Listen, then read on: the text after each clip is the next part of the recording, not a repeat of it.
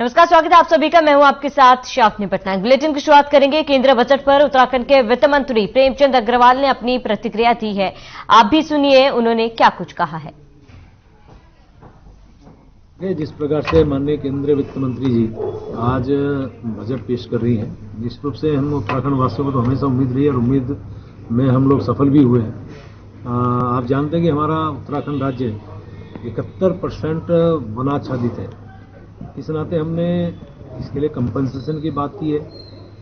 मैंने जब पिछली बार माननीय वित्त मंत्री से मिला था तो मैंने एक पूरे इस उत्तराखंड की अपेक्षाओं का मांग पत्र मैंने उनके सामने रखा था। जैसे हमारे यहाँ ऋषिकेश से कर्णप्रयाग रेलवे लाइन आज संचालित है, परियोजना चल रही है, उसी प्रकार से हम लोग टनकपुर बागेश्वर रेलवे लाइन की हम उम्मीद कर रहे हैं कि उसकी स्वीकृति मिलेगी। एक विशेष रूप से मैंने आग्रह किया था कि हमारे यहाँ चमोली और पिथौरागढ़ आपदा की दृष्टि से बहुत संवेदनशील है, तो उसके लिए मैंने कोशिश की थी, उस समय आग्रह किया था कि क्रॉनिक लैंड स्लाइड सेंटर हमारे यहाँ खुले, क्योंकि इससे आपदा से संबंधित जो भी समस्याएं हैं उससे एक आकलन हो सकेगा और कैसे हम लोग कहाँ ट्रीटमेंट कर सकते हैं, इस सेंटर से का अनुभव हमें होगा। ऐसे हमने पावर प्रोजेक्ट्स के चलाने के लिए वायबिलिटी गैप फंडिंग के लिए भी हमने आग्रह किया था। मुझे उम्मीद है कि इस बजट में हम लोग जमरानी बांध है, सौंग बांध है, इसमें भी हम उम्मीद कर रहे हैं। ऐसे ही हमारे यहाँ जो पेंशन है, जो मुझे लगता है कि पूरे देश भर में हम सबसे ज़्यादा पेंशन वृद्धावस्था और दिव्यांग और इन लोगों को हम लोग दे रहे हैं, तो हम लोग 1500 रुपया प्रति दे रहे हैं और अभी तक केंद्रांश समेत 200 रुपये प्रति मिल रहा है। उम्मीद कर रहे हैं, हमने कहा था कि हमें 500 रुपये प्रति योगदान केंद्र से मिले, तो इसमें हम इस बजट में कोशिश उम्मीद कर रहे हैं। ऐसी प्रधानमंत्री सड़क योजना का जो हो पहले की तर्ज पे जो हमें योगदान मिलता था वो भी हम उम्मीद कर रहे हैं। ऐसी अनेकों जो अपेक्षाएं हैं हमने माननीय वित्त मंत्री जी के सामने रखी थी, उम्मीद कर रहे हैं इसमें हमें कुछ मिले। केंद्रीय संचार ब्यूरो सूचना और प्रसारण देहरादून के रेंजर्स ग्राउंड में बीटिंग द रिट्रीट समारोह का आयोजन किया गया। आपको बता दें कि आजादी का अमृत महोत्सव गणतंत्र नमन के तहत हुए इस कार्यक्रम में बतौर मुख्य अतिथि राज्यपाल लेफ्टिनेंट जनरल सेवानिवृत्त गुरमीत सिंह ने शिरकत की है। बीटिंग द रिट्रीट समारोह में हुए ड्रोन शो ने दर्शकों को मंत्रमुग्ध किया। वहीं वाद्य शास्त्रीय रागों पर आधारित धुनें समारोह का आकर्षण रही।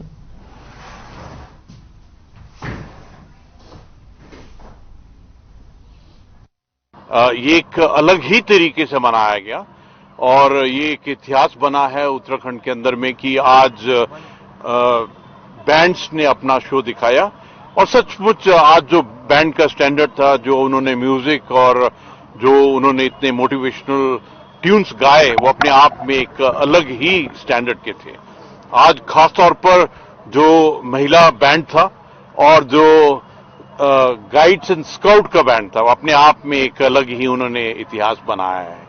इसके बाद में जो सूचना और प्रसारण मंत्रालय की तरफ से जो कार्यक्रम किया गया था, भारत के इतिहास को और भारत की जो वीर गाथा है, जो साहस, शौर्य और बलिदान और पराक्रम की गाथा है, उसके बारे में जो प्रोग्राम था बहुत ही ऊंचे दर्जे का था।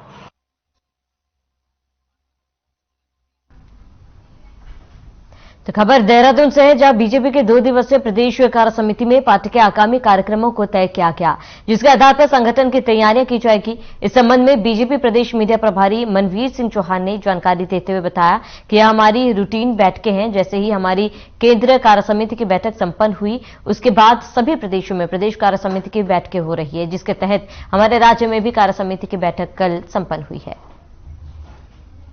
हमारी राष्ट्रीय कार्य समिति जो बैठक हुई 2 दिवसीय दिल्ली में, उस बैठक में जिस प्रकार से जो राजनीतिक प्रस्ताव और विभिन्न प्रकार के जो प्रस्ताव कार्यकारिणी द्वारा पारित किए गए, उसी प्रकार के प्रदेश में हमारे प्रदेश कार्यकारिणी के द्वारा राजनीतिक प्रस्ताव के साथ साथ विभिन्न प्रकार के प्रस्ताव भी पारित किए गए और उन प्रस्तावों को जो हमारी केंद्र की जो योजनाएं हैं और प्रदेश की जो योजनाएं हैं, उनको जन जन तक पहुंचाने के लिए हमारे बूथ स्तर तक उसको पहुंचाने के लिए आगे हमारे अभी जिला कार्य समिति की बैठकें होना सुनिश्चित हुई हैं। उसके बाद हमारे 270 मंडल हमारे प्रदेश के अंदर जो बने हैं, उन मंडलों में मंडल कार्यकारिणी की बैठकें सुनिश्चित होनी है।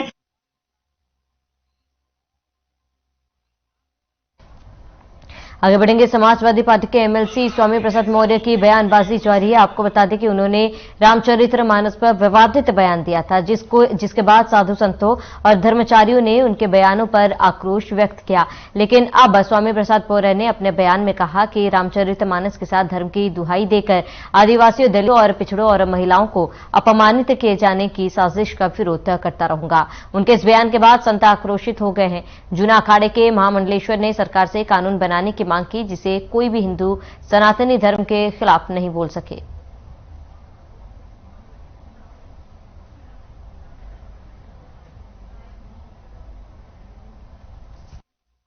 स्वामी प्रसाद मौर्य जो मुझे इस तरह लगते हैं जैसे सड़क पे चलने वाले पागल चीखते फिरते हैं ना, जिनको कुछ नहीं पता होता है, अनान्यास ही बस बोलते जाना है, व्यर्थ ही बोलते जाना है।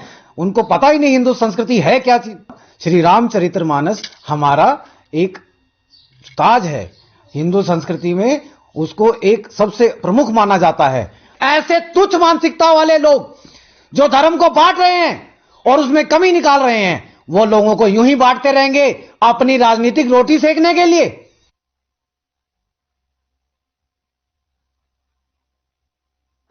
खबर मंगलोर कोतवाली क्षेत्र के गांव हरजोली जट से है, जहां एक युवक को गोली लगने का मामला सामने आया। आपको बताते, जब एक युवक दुकान से सामान खरीद रहा था, तब पुरानी रंजिश के चलते उसको गोली मारकर घायल कर दिया गया, जिसके बाद ग्रामीणों ने पुलिस और एम्बुलेंस को घटना की सूचना दी। वह घायल को पहले रूरकी लाया गया था, जिसके बाद डॉक्टर ने उसे हायर सेंटर के लिए रेफर कर दिया था। घटना के कुछ ही घंटों बाद पुलिस ने आरोपी को गिरफ्तार कर लिया, जब वो मुजफ्फरनगर भागने की तैयारी कर रहा था। साथ ही पुलिस ने आरोपी के पास से तमंचा और कारतूस भी बरामद किया है।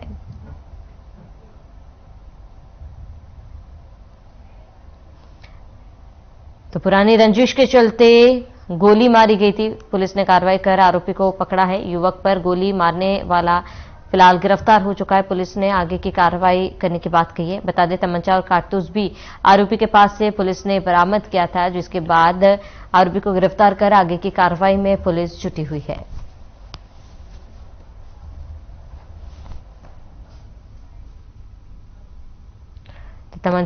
नामक व्यक्ति को गोली लगने की सूचना मिली थी। इस सूचना पर तत्काल पुलिस के द्वारा कार्रवाई करते हुए तत्काल घायल संजय को हॉस्पिटल भिजवाया गया, जहां से उसकी गंभीर हालत को देखते हुए उसे AIIMS Rishikesh higher centre refer किया गया था।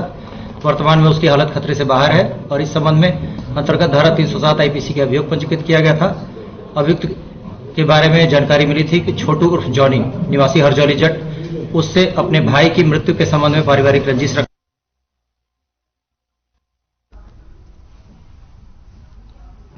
वहीं रुड़की में भी पुलिस को एक बड़ी सफलता मिली है, जहां पुलिस ने गंगानहर कोतवाली क्षेत्र के तेलीवाला गांव में अपने भाई पर फायरिंग करने के आरोप में एक युवक को 24 घंटे के अंदर गिरफ्तार किया। साथ ही पुलिस ने आरोपी के पास से तमंचा और कारतूस भी बरामद किया है और पुलिस को एक बड़ी सफलता हाथ लगी है। पार्ली गुज्जर के पास एक मुजम्मिल नामक व्यक्ति को रात्रि में गोली लगने की सूचना पर पुलिस के द्वारा उसे हॉस्पिटल भिजवाया गया था और इस संबंध में अंतर्गत धारा 307 आईपीसी के अभियोग पंजीकृत किया गया था। अभियोग की विवेचना से ज्ञात हुआ कि मुर्गी फार्म पर काम करने वाले मंसूर ने उस पर फायरिंग की थी और तमंचे से फायर किया था, जिस संबंध में मंसूर निवासी पश्चिम बंगाल को हाल निवासी तेलीवाला को गिरफ्तार किया गया और उसकी इसी निशानदेही पर घटना में प्रयुक्त तमंचा बरामद किया गया। इसके लिए उसके विरुद्ध 3/25 आर्म्स एक्ट का अभियोग अलग से पंजीकृत किया गया है और उसका चालान माननीय न्यायालय किया जा रहा है। तो गणतंत्र दिवस पर कई राज्यों की झांकियों में उत्तराखंड की मानसखंड झांकी को प्रथम स्थान के लिए पुरस्कृत किया गया है। नई दिल्ली स्थित राष्ट्रीय रंगशाला शिविर में केंद्रीय रक्षा राज्य मंत्री अजय भट्ट ने यह पुरस्कार प्रदान किया।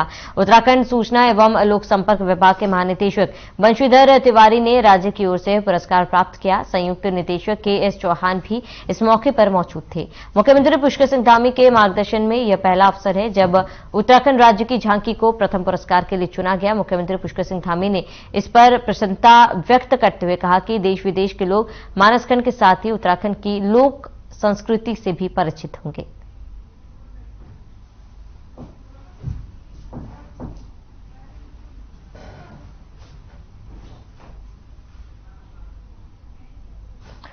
तो उत्तराखंड की झांकी को पहला पुरस्कार मिला है, जिससे सीएम पुष्कर सिंह धामी ने सभी प्रदेशवासियों को बधाई भी दी।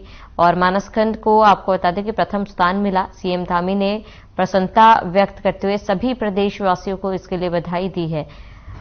आपको बता दें कि उत्तराखंड झांकी के लिए पूरा आइडिया सीएम पुष्कर सिंह धामी का था और झांकी पेश होने से पहले दिल्ली पहुंचे थे पुष्कर सिंह धामी और पूरी झांकी का ब्यौरा भी किया था, जिस पर आपको बता दें सीएम धामी ने प्रसन्नता भी जाहिर की है।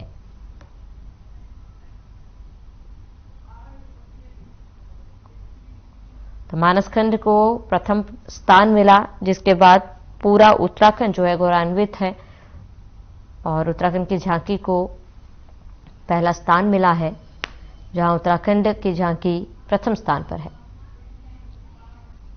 आगे बढ़ेंगे। उत्तराखंड पुलिस पिछले 2 महीने से फरार इनामी वांछित और गैंगस्टर अपराधियों को गिरफ्तारी के लिए लगातार अभियान चला रही है। बता दें कि इन 2 महीनों में पुलिस ने 800 वांछित अपराधियों को गिरफ्तार किया, जिनमें 200 से ज्यादा इनामी अपराधी हैं और इसके साथ ही करोड़ों रुपए की संपत्ति को भी पुलिस ने जब्त किया। वहीं एडीजी वी मुरुगेश्वर ने कहा है कि आज 2 महीने की कार्रवाई पूरी हो चुकी है और अब डीजीपी अशोक कुमार के निर्देश पर 1 महीने तक और आगे अभियान चलाया जाएगा।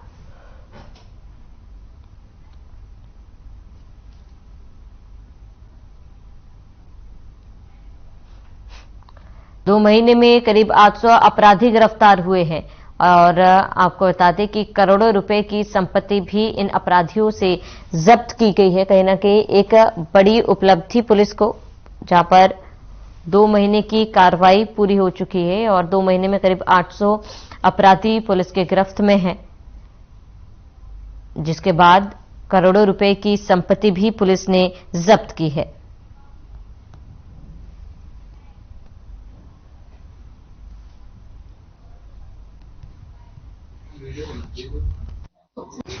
पिछले 2 महीने वांटेड क्रिमिनल्स का हमारे जो अरेस्ट करने के लिए एक ड्राइव चला था। वांटेड क्रिमिनल्स जो इनामी अपराध है और गैंगस्टर एक्ट के तहत प्रॉपर्टी अटैचमेंट के, उस अभियान के 2 महीने का अंत में आज लास्ट डेट है। हमने एक रिव्यू करा है, तो इसको और 1 महीना और बढ़ाने के लिए निर्णय ली गई है डीजी साहब की तरफ से, और 1 महीने इस पे कार्रवाई चलेगी।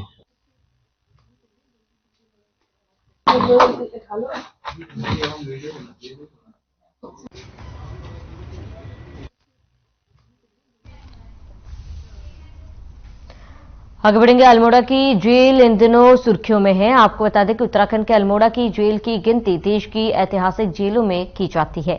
यहां सजा काट रहे कैदियों को मशरूम उत्पादन की ट्रेनिंग सिखाई गई। साथ ही साथ जेल के अंदर 2 छोटे छोटे कमरों में मशरूम की खेती की गई, जिसमें कैदियों का प्रयास सफल हुए और अब तक 86 किलो मशरूम का उत्पादन किया जा चुका है, जिसे पैकिंग कर बाजार में बेचने के लिए भेजा जा रहा है। जेल अधीक्षक जयंत पांगथी ने बताया कि इसका मुख्य उद्देश्य बंदियों को आत्मनिर्भर बनाने का प्रयास है, ताकि वो जेल से रिहा हो और उनके पास एक हुनर हो जिससे वह अपनी आजीविका का साधन बना सके। तो कैदियों को आत्मनिर्भर बनने की ट्रेनिंग दी जा रही है। 86 किलो मशरूम का उत्पादन अब तक कैदियों ने किया है, जिसको अब बाजार में ले जाकर बेचा जा रहा है। तो उत्तराखंड के जेल के कैदी मशरूम उगा रहे हैं। जेल के अंदर 2 कमरे दिए गए, जहां पर वे मशरूम की खेती करते हैं।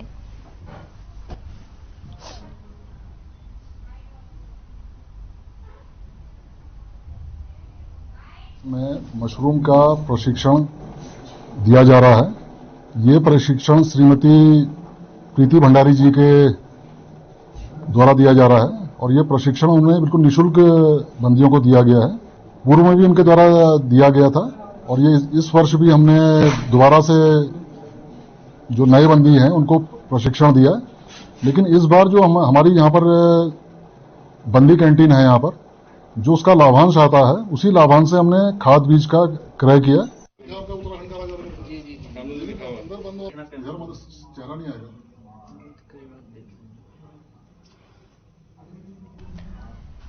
तो नागपुर की अंधविश्वास उन्मूलन संस्था की ओर से बागेश्वर धाम सरकार के नाम से जाने जाने वाले पंडित धीरेन्द्र शास्त्री के विरुद्ध किए गए चैलेंज के बाद बागेश्वर धाम के पीठाधीश्वर धीरेन्द्र कृष्ण शास्त्री के समर्थन में हिंदुवादी लोग जमकर समर्थन कर रहे हैं, जिसको लेकर अब धीरेन्द्र शास्त्री के समर्थन में उत्तराखंड में लोग सामने आ रहे हैं, जिसके चलते बाजपुर में हिंदू समाज के लोगों द्वारा विशाल ध्वज यात्रा का आयोजन किया गया। यहां ध्वज यात्रा निकालकर धीरेन्द्र शास्त्री का समर्थन किया गया। बता दें कि श्री बागेश्वर धाम के पीठाधीश्वर धीरेन्द्र कृष्ण शास्त्री को लेकर कुछ लोगों द्वारा की जा रही बयानबाजी से देश भर के हिंदू समाज के लोगों में आक्रोश बना हुआ है, जिससे देश भर में माहौल गरमाया हुआ है।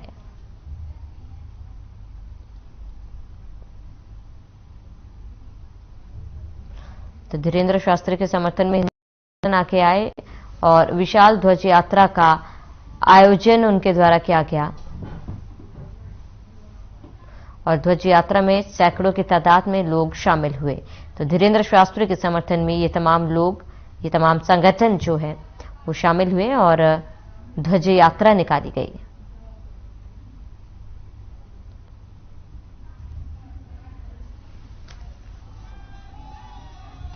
तो संतों का अपमान कर रहे हैं, उनके विरोध में ये ध्वज यात्रा का एक कार्यक्रम तय हुआ है। इससे पूर्व में काशीपुर में देवभूमि के काशीपुर में भी ये कार्यक्रम तय रहा और संपन्न हुआ बड़ी अच्छी संख्या में। उसी प्रारूप में आज बहुत अच्छी ऊर्जा में हिंदू यहाँ पर पधारा है।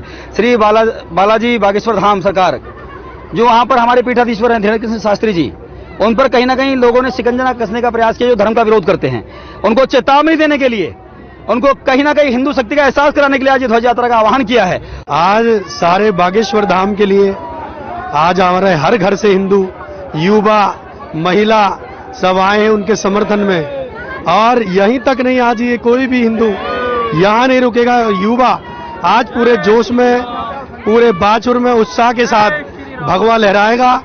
श्री राम के कार्य में जो लोग बाधा कर रहे हैं, संतों पे टिप्पणियां करते हैं, रामचरितमानस पर टिप्पणियां करते हैं, उनके लिए ये मुंह तोड़ जवाब देने के लिए हम सब संत मिलके आज निकल पड़े हैं श्री राम का झंडा उठा के।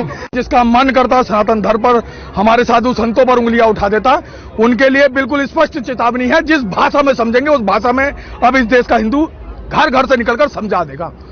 किसी गलतफहमी में अगर कोई भी व्यक्ति जी रहा हो तो वो ना जिए। मैं श्री हनुमानगढ़ी के महाराज राजू दास जी के जो उन्होंने बयान दिया है, मैं उनका पूर्ण समर्थन करता हूं। जो उन्होंने बोला है, एक धूर्त व्यक्ति स्वामी प्रसाद मौर्य जिसने रामचरितमानस के खिलाफ जो अपशब्द बोले हैं और जो प्रतिलिपियां जलाई गई हैं, ऐसे लोगों को इस हिंदू समाज में, इस देश में रहने का अधिकार नहीं है।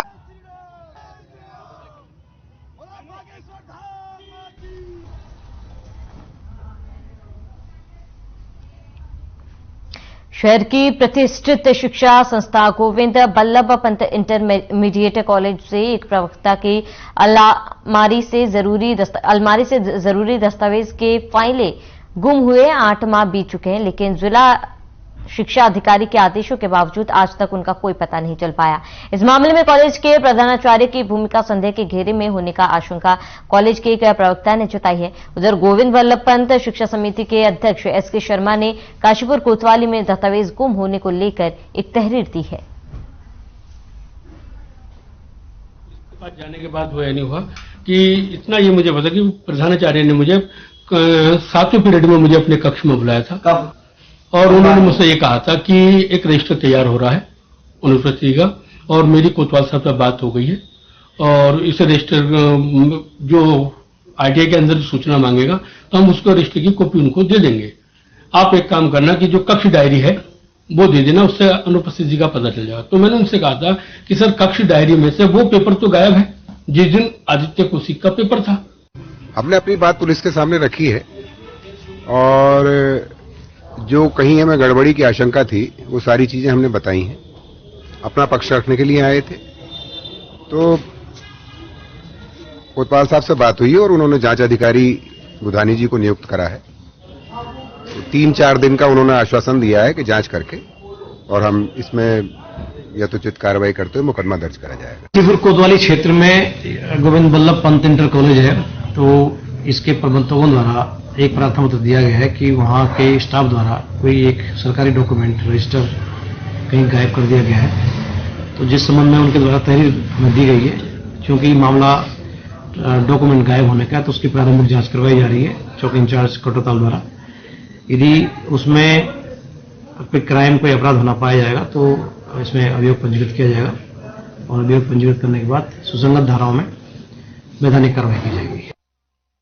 राजकीय इंटर कॉलेज अल्मोड़ा में जिला स्तरीय इंस्पायर अवार्ड प्रतियोगिता का आयोजन किया गया, जिसमें जिले के अलग अलग स्कूलों के कुल 95 छात्र छात्राओं ने हिस्सा लिया और इस दौरान विद्यार्थियों ने अपने प्रोजेक्ट की प्रदर्शनी लगाई।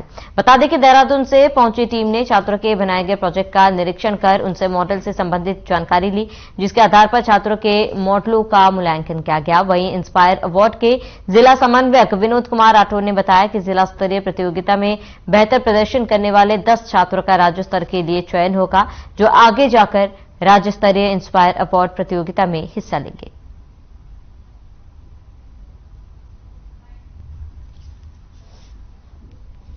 जनपद स्तरीय प्रतियोगिता यहाँ पे है, तो 95 बच्चे जो विभिन्न विकास खंडों के हैं जो यहाँ पे प्रतिभाग कर रहे हैं, जिसमें गवर्नमेंट स्कूल के बच्चे भी हैं, प्राइवेट स्कूल के बच्चे भी हैं, और ये यहाँ पे अपना प्रोजेक्ट अपलोड कर रहे हैं। और यहाँ पे जो चयन होंगे इसमें से आप जितने बच्चों का, कम से कम 10 बच्चों का जो चयन होगा वो राज्य स्तरीय DLPC होगी, वहाँ पे अपने प्रोजेक्ट को वहाँ पे वो करेंगे। तो मार्गदर्शक शिक्षक के साथ बच्चे यहाँ पे आज प्रतिभाग कर रहे हैं।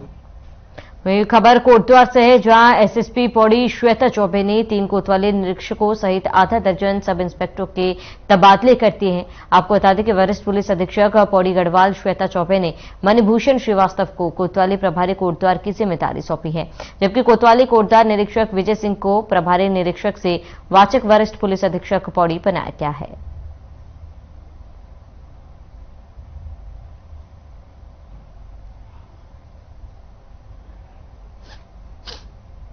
तो करीब 6 सब इंस्पेक्टर्स का तबादला किया गया है और कोटद्वार पुलिस में आपको बता दें एसएसपी श्वेता चौबे ने यह तबादला किया है, जिसमें करीब 6 सब इंस्पेक्टर्स का ट्रांसफर कर दिया गया।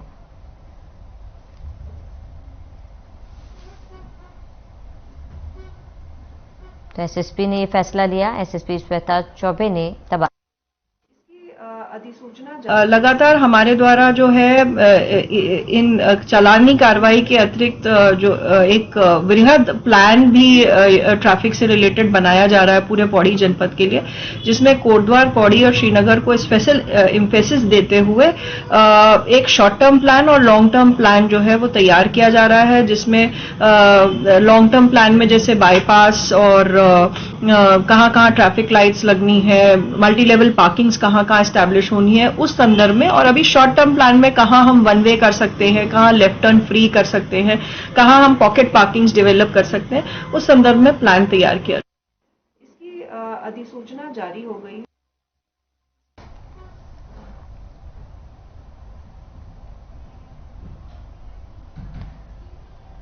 खबरों में आगे बढ़ेंगे, जहां पर आपको बता दें कि खबर ऋषिकेश से है, जहां पर अतिक्रमण कर दुकानों को आरपीएफ ने जेसीबी से तोड़ दिया था, जिसके बाद अधिकारियों ने दोबारा अतिक्रमण नहीं करने की चेतावनी दुकानदारों को दी थी और इस दौरान एक चाय की ठेली पर कार्रवाई नहीं किए जाने से अतिक्रमणकारी भड़क गए और उन्होंने आरपीएफ पर पक्षपात का आरोप लगाकर हंगामा किया।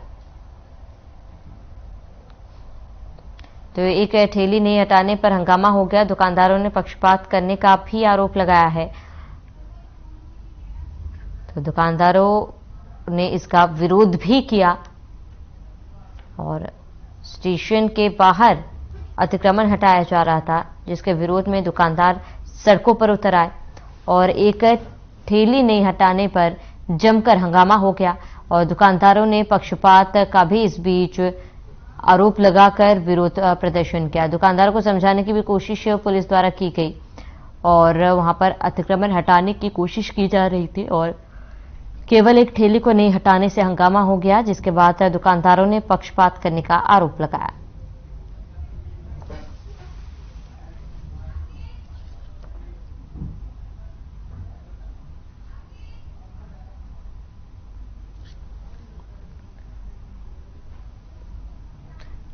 तो स्टेशन के बाहर से अतिक्रमण हटाया गया है, जिसके बाद जमकर हंगामा भी हुआ, जहां पर दुकानदारों ने पक्षपात का आरोप लगाया।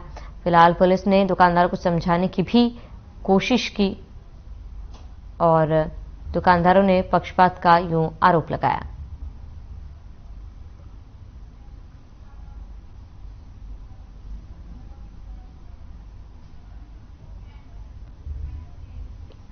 और चलिए इसी के साथ इस बुलेटिन में फिलहाल मेरे साथ इतने। देश और प्रदेश की तमाम बड़ी खबरों के लिए आप बने रहिए हमारे साथ।